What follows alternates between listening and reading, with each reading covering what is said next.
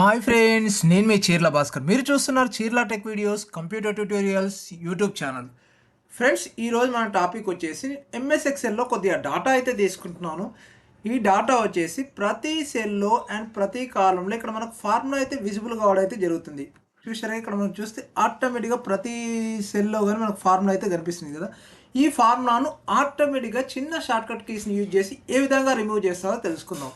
ముందుగా ఫార్ములాను సెలెక్ట్ చేసుకోవడానికి నేను యూజ్ చేసే షార్ట్కట్కి కంట్రోల్-A అని క్లిక్ చేస్తే ఆటోమేటిక్గా ఫార్ములా సెల్స్ అన్ని మనకు ఆటోమేటిక్గా కాలమ్స్ రోస్ అన్ని సెలెక్ట్ కావడం అయితే జరుగుతుంది. తర్వాత డాటా మొత్తాన్ని కాపీ చేసుకుని కంట్రోల్+C అంటే డాటా మొత్తం అయితే కాపీ అవుతుంది. కాపీ అయిన తర్వాత ఇక్కడ హోమ్ పైన క్లిక్ చేస్తే ఇక్కడ పేస్ట్ అని ఉంది కదా, పేస్ట్లో యారో మార్క్ పైన క్లిక్ చేస్తే ఇక్కడ పేస్ట్ స్పెషల్ అని కనిపిస్తుంది. పేస్ట్ స్పెషల్ పైన క్లిక్ చేసిన తర్వాత ఇక్కడ పేస్ట్లో ఇక్కడ all formulas, values, formats, comment, validation ఉంది కదా, అందులో వాల్యూస్ పైన క్లిక్ చేసి ఆటోమేటిక్గా ఓకే అని క్లిక్ చేస్తే చూడండి ఇక్కడ మనకు ఫార్ములా కనిపిస్తుంది కదా, ఆటోమేటిక్గా రిమూవ్ అయిపోతుంది. చూడండి ఈ విధంగా నెంబర్ అయితే వచ్చేసింది.